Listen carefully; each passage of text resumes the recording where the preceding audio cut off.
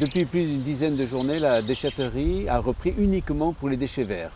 On sent que les gens ont pas mal de trucs sur la patate parce que quand ils viennent ici, des fois ils nous parlent et puis tu sens qu'ils ont besoin de purger tout ce qu'ils ont accumulé. Depuis le début du confinement, ça a commencé à s'entasser chez moi. Ça fait du fumier, ça sent et voilà quoi, ça pourrit. Et là c'est vraiment une épine de moins. Que ça rouvre, c'est un soulagement, oui. C'est là qu'on voit qu'ils sont vraiment importants dans le recyclage des déchets. Et je me languis que tout soit fini quoi, comme tout le monde. Il y a un réel besoin d'aller vers l'autre. De toute façon, l'humain est un être grégaire et de toute manière, il faut avoir des contacts avec les autres gens pour se sentir bien, quoi. C'est un service qu'ils nous rendent et ils méritent bien, disons, le respect que l'on leur porte. C'est un service et moi je dis qu'ils devraient même me faire payer. Non mais sans blaguer, les gens ils vont dépenser des fois des centaines d'euros pour une connerie. Et Emmaüs, ils sont dans la douleur en ce moment. Ça serait peut-être bien aussi qu'ils aient le droit de facturer quelque chose. On a essayé de développer un petit peu de la vente à emporter et des plantes pour pouvoir essayer de faire pousser des plantes bio dans les jardins. Je suis très contente. Dès que j'ai su que ça avait rouvert, je suis revenue. J'aime beaucoup tous les produits et puis l'accueil aussi très sympa. Là, le fait que vous pouviez fournir ces produits naturels et ces produits frais, c'est très intéressant. Ouais. Tout ce que vous prenez, toutes les idées que vous avez, c'est ça qu'il faut suivre.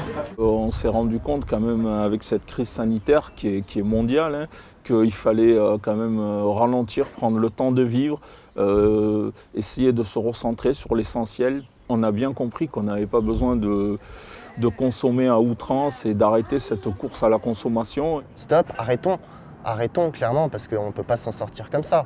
On part droit dans le mur là actuellement et de toutes les manières on est parti droit dans le mur depuis des années. Ce qu'il faudrait d'abord changer, c'est déjà la mentalité des gens, que les gens ils soient déjà plus respectueux envers la planète. Parce que voilà, faut arrêter de scier la branche sur laquelle on est assis, parce que ça c'est vraiment grave, quoi. C'est notre habitat, quoi. La politique actuelle qui est capitaliste, ça, je comprends pas et j'ai jamais compris après. Donc j'arrive pas moi personnellement à me reconnaître dans la France, que ce soit actuellement ou avant.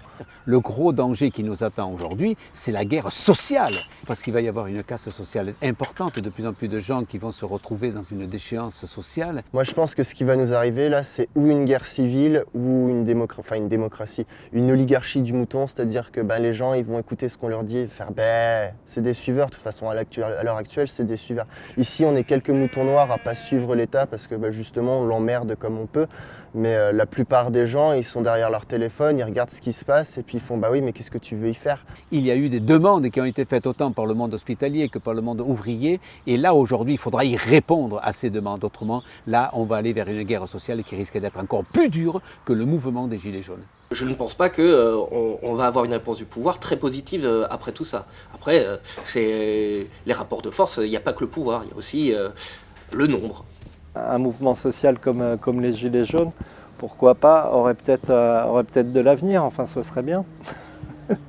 Ou ça va peut-être finir comme ça par la force des choses, parce qu'il y a beaucoup de gens qui vont avoir du mal à se relever. Les écarts de salaire aussi astronomiques, le fait qu'on ne remette pas en cause non plus l'ISF. Voilà.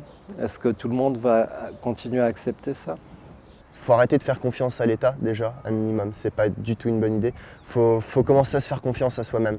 Parce que si on n'a pas confiance en soi-même, on n'a confiance en rien du tout. Donc à l'heure actuelle, peut-être arrêter de blablater et se mettre en action. On n'a plus le droit d'attendre. On a déjà trop attendu.